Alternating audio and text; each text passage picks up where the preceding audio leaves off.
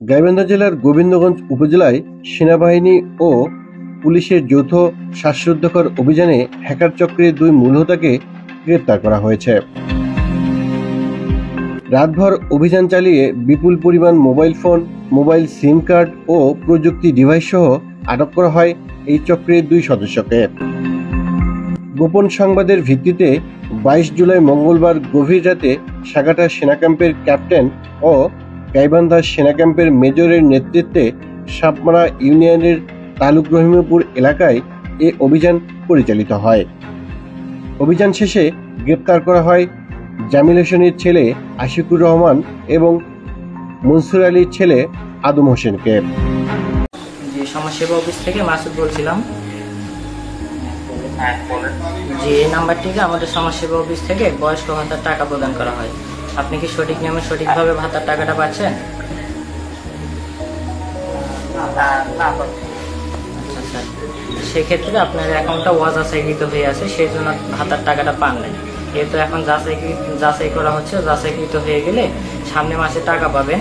এই তো সরকার থেকে সকল ভাতাভোগীদেরকে বই দেওয়া হবে স্যার, বুঝতে পারছেন? জি স্যার, সে বইটা আগামী মাসের 24 তারিখে দেওয়া হবে। উপজেলা থেকে যখন মাইকিং করে ডাকবে তখন উপজেলায় এসে বইটা নিয়ে যেতে হবে। আর সেই বই নাম্বারটা আমরা আপনার এই ফোনে দেবো। নাম্বারটা আপনি লিখে রাখবেন এবং দুইটা করে আমাদেরকে বলবেন। বলার পর আমরা এখান থেকে অ্যাকাউন্টটা যাচাইকৃত করে দেবো। যাচাইকৃত হয়ে গেলে 24 তারিখে উপজেলায় এসে ওই নাম্বারটা নিয়ে এসে জমা দিয়ে বইটা নিয়ে যাবেন এবং তারপর থেকে বইয়ের মাধ্যমে ভাতার টাকা পাবেন স্যার, বুঝতে পারছেন? হ্যাঁ স্যার, তা আমরা এখন মেসেজটা বই নাম্বারটা পাঠাবো। মেসেজটা যাওয়ার সঙ্গে সঙ্গে বই নাম্বারটা দ্রুত দুইটা করে আপনার মতো বলা শেষ করবেন স্যার, ঠিক আছে স্যার? জি স্যার, দেখেন আমি মেসেজ পাঠিয়েছি গিয়েছিলেন। জি স্যার বলেন, দুইটা করে বলেন। বই নাম্বার দুইটা করে বলেন। 3-4-6-3-5-6। জি স্যার, ধন্যবাদ স্যার। আপনার অ্যাকাউন্টটা এখানে যাচাইকৃত হয়ে গেছে। এখন এই নাম আমার সেনাবাহিনীর কর্মকাণ্ডগুলো ভালো লাগলো। আমার হিসেবে এই যে হ্যাকারের যে শাস্তি, এই শাস্তিটা আমার হিসেবে খুব দেওয়ার উত্তম কাজ হয়েছে, ভালো হয়েছে। কিন্তু এদেরকে আরও কঠোর শাস্তি দেওয়া উচিত, যাতে এরা জীবনে আর কোনো বিধবা বয়স্ক ভাতা অনেক অসহায় লোক আছে, এদের টাকা যেন না মেরে রাখতে পারে। সেই শাস্তিটাই আমি দাবি করছি। সেনাবাহিনীর যে কাজটা করছে খুব দেশের জন্য ভালো কাজ করছে, সেনাবাহিনীকে অনেক ধন্যবাদ। অভিযান চলাকালে থানা পুলিশের সদস্যরাও যৌথভাবে অংশগ্রহণ করেন।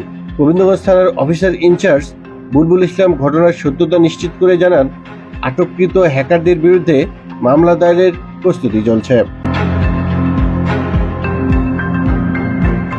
প্রাথমিক তদন্তে জানা গেছে, আটক ব্যক্তিরা দীর্ঘদিন ধরে দেশের বিভিন্ন প্রান্তে মোবাইল হ্যাকিং, প্রতারণা ও অবৈধ তথ্য লেনদেনের সঙ্গে জড়িত ছিল।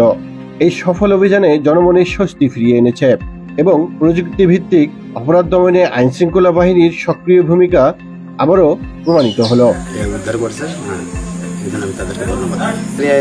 বয়স্ক বিধবা প্রতিবন্ধী এই ধরনের ভাতাগুলো এরা হ্যাক করে নিয়ে